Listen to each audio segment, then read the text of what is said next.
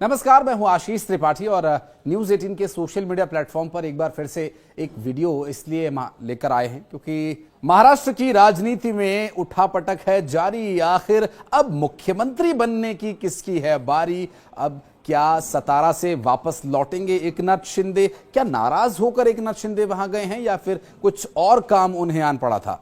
नमस्कार, मैं हूं आशीष त्रिपाठी आपके साथ और इस वीडियो में हम बात करेंगे इन्हीं सवालों के जवाबों के बारे में।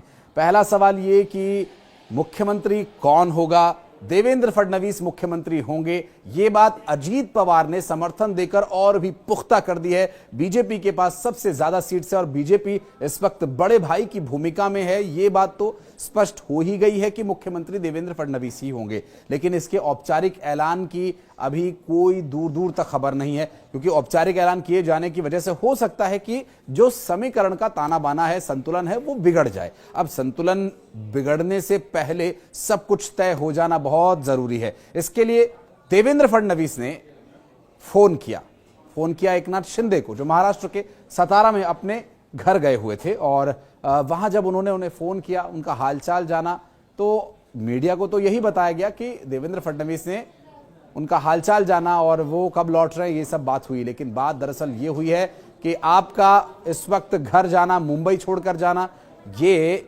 अन्य संगठनों को, जो विपक्षी गठबंधन है, जो महाविकास आघाड़ी गठबंधन बना था, उसकी जो पार्टियां हैं, उन लोगों में और कार्यकर्ताओं में एक नेगेटिव मैसेज भेज रहा है। इसलिए आप मुंबई में ही रहें। और संभवतः इस तरह की जो सूत्रों के हवाले से जानकारी मिल रही है, उसके बाद अब वापस लौटेंगे एकनाथ शिंदे और बातचीत होगी। और वो मीटिंग जो शुक्रवार को होनी थी और नहीं हो पाई, वो एक बार फिर होगी। उम्मीद है कि आज की तारीख में ये मीटिंग हो जाए। लेकिन अगर ये आज की तारीख में नहीं होती है तो आज जब एकनाथ शिंदे वापस लौट आएंगे तो उसके बाद ये मीटिंग बुलाई जाएगी। इस मीटिंग में मुख्यमंत्री जो कैंडिडेट होगा, जिसमें तीन जो सबसे प्रमुख चेहरे हैं, जिसमें देवेंद्र फडणवीस, एकनाथ शिंदे और फिर दादा अजीत पवार, इन तीनों ही को मौजूद रहना होगा और बड़े नेताओं को भी यहां बुलाया जाएगा, उनसे बातचीत होगी।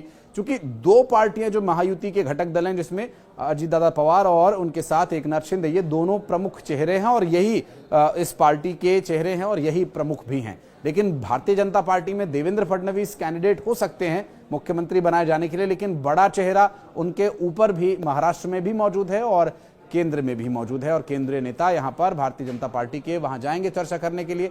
और हो सकता है कि जेपी नड्डा जाएं यहां पर, या फिर खुद अमित शाह मौजूद रहेंगे, या दिल्ली से बातचीत होकर के फोन पर बात होगी और सारे जो सवाल हैं उनके जवाब तलाश लिए जाएंगे।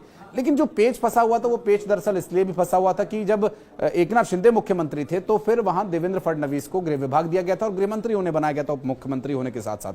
तो ये मांग उनके भरत गोगावले, जो कि शिवसेना शिंदे गुट के विधायक हैं, उन्होंने ये मांग उठाई भी थी कि आपको जब बीजेपी के उप मुख्यमंत्री थे तो गृह विभाग उन्हें दिया गया था, तो ऐसे में अब एकनाथ शिंदे को भी गृह विभाग ही दियाना चाहिए। तो मंत्रिमंडल के बंटवारे को लेकर जरूर खींचतान है, लेकिन अब एकनाथ शिंदे जब सतारा से वापस लौटेंगे तो इसका हल हो जाएगा और इस बारे में निर्णय ले लिया जाएगा। क्योंकि जितने दिन बीतते जाएंगे, 10-11 दिन से ऊपर का समय बीत चुका है, जितने ज्यादा दिन बीतते जाएंगे उतना ही नेगेटिव मैसेज जो है लोगों के बीच इसके विषय में जाएगा। और जो खींचतान, जो सिर फुटवल की बात महाविकास आघाड़ी सरकार में थी, अब वो यहां भी हो सकती है। इस तरह के लोग चर्चा करने कहीं शुरू न कर दें, इसके लिए भी यहां पर भारतीय जनता पार्टी समेत तीनों ही घटक दलों को इस बात में बहुत फोकस करने और बहुत ध्यान रखने की आवश्यकता है। क्योंकि जिन लोगों ने वोट दिया है और एक ऐतिहासिक बहुमत यहां महायुति की सरकार को दिया है, तो ऐसे में उन लोगों को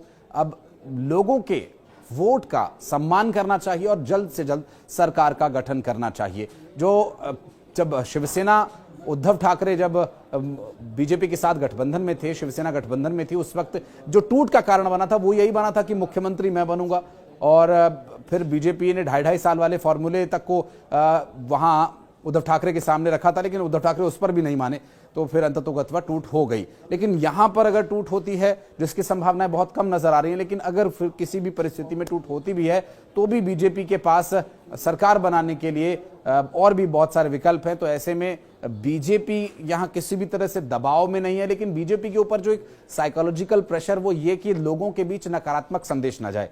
कोई नेगेटिव मैसेज जिससे कि ये लगे कि महायुति के जो घटक दल हैं उनके बीच भी सत्ता को कुछ कुर्सी को लेकर संघर्ष है, ऐसा कोई मैसेज न जाए, उनका यही प्रयास होगा। बहरहाल महाराष्ट्र की राजनीति में अब आज का दिन इसलिए भी महत्वपूर्ण हो जाता है कि आज लगभग नाम तय हो जाने की संभावना नजर आ रही है। एकनाथ शिंदे सतारा से वापस लौट रहे हैं और देवेंद्र फडणवीस के फोन पर भी वापस लौट रहे हैं और उम्मीद की जा रही है कि सब कुछ ठीक होगा और बहुत जल्द मुख्यमंत्री के नाम का सर्वसम्मति से ऐलान करके और फिर शपथ ग्रहण होगा। उसके बारे में भी एक अलग डिटेल्ड वीडियो हम आपके लिए लेकर आने का प्रयास करेंगे। लेकिन अगर आप उसमें कुछ विशेष वीडियो चाहते हैं किसी स्पेसिफिक टॉपिक पर, तो भी आप हमें कमेंट सेक्शन में आकर बता सकते हैं। और इस वक्त महाराष्ट्र की राजनीति को लेकर या फिर इस वीडियो को लेकर अगर आप कुछ कहना चाहते हैं, कोई रिएक्शन देना चाहते हैं, तो आपका मोस्ट वेलकम रहेगा कमेंट सेक्शन में।